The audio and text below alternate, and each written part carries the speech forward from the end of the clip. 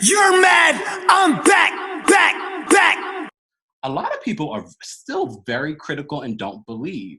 Have you ever received that sort of criticism, and how do you deal with it? Not really, because I feel like it's not that I'm not public about it, but the ways to access me, you're choosing to do that, right? Mm-hmm. So the people who follow me on Instagram, or the people who follow me, I mean, that's mostly where I do my stuff. I have a website as well. But there are people who are seeking me out. So I don't often, because I don't like put it on a really, I don't have a podcast or things like that. But like I said, people are seeking me out, so I often don't get a lot of criticism. Sometimes someone will slide into my DM and be like, "You're crazy," or "This is stupid," and I'm like, and I always respond back, and I'm just like, "Well, you don't have to watch it. Like, this is just my form of self-expression, and you came to my page, so I'm not really sure." You don't ever have to come back, so I'm not really sure why you want to be angry at me about this, but that's your right. So have a great day. Well, I think it's great that the majority of your experience it is acceptance. I think that's fantastic, and and that's part of the reason why I wanted to bring you here on the wellness series, because along with everything that you can do to add to your life and make yourself a happy, more balanced person.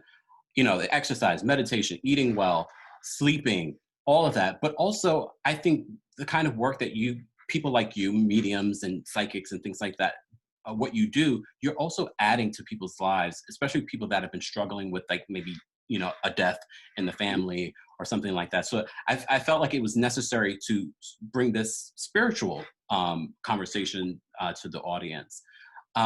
Everything that's happening in the world, COVID-19, the social injustices. Let's talk a little bit about that. Before we started, you mentioned a little bit about the virus, and that, okay, you explained to me, like, did you see this coming?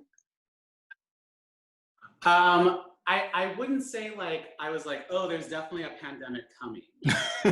But I knew something was coming because of the players that were active in the Zodiac. So specifically,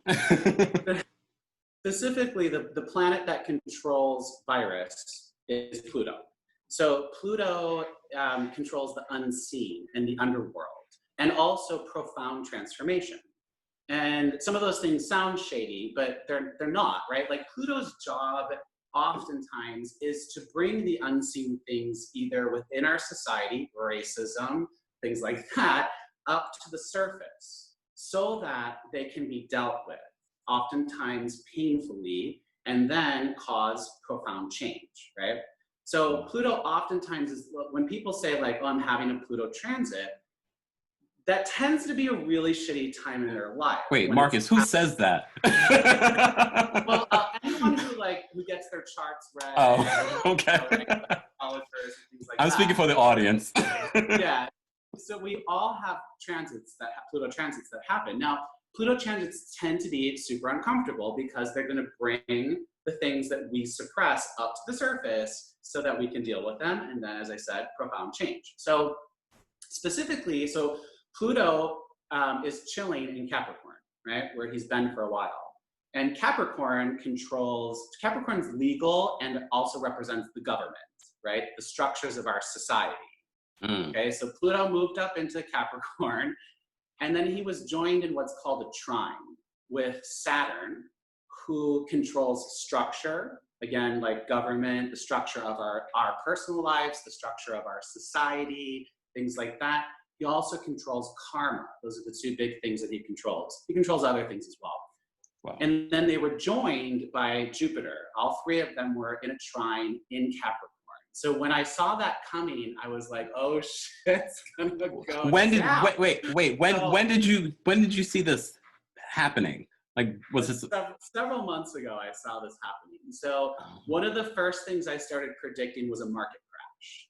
Right? When those three get together in Capricorn, it's gonna crash. The economy is gonna crash for sure.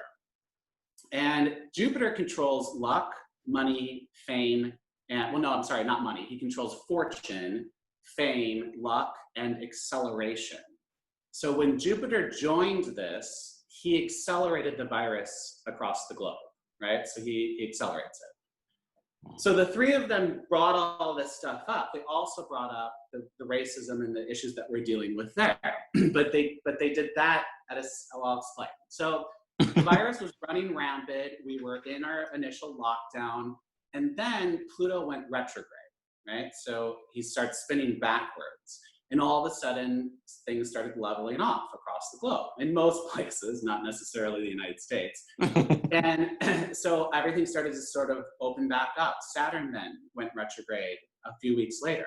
So the structures started to reform. Businesses started to open up. People started to go out of their house. Then within a couple of days of that, Jupiter went retrograde. So all three of them are retrograde in Capricorn, right? Which they're all retrograde in a trine, and so they're bringing up the reverse, and that was when George Floyd passed away. Wow. Or murdered. We should say murdered, because he was murdered. Yeah. And so then they brought that up. So they're still spinning backwards. Now, Pluto's going to go direct in September, and then Saturn and Jupiter are going to go direct in October. And then they're going to retrine, and that it's in fall. And so that's when the second wave will most likely hit. They're going to be joined at that time by Mars, the ruler of action and the god of war. So that we could see an amplification happening of a shortage of food, a lot of services being unavailable, and then conflict as a result of that. So it could be a little wild around that time. I've started a garden with vegetables and you're preparing. Yeah, I'm preparing myself, and I've been telling people to prepare themselves.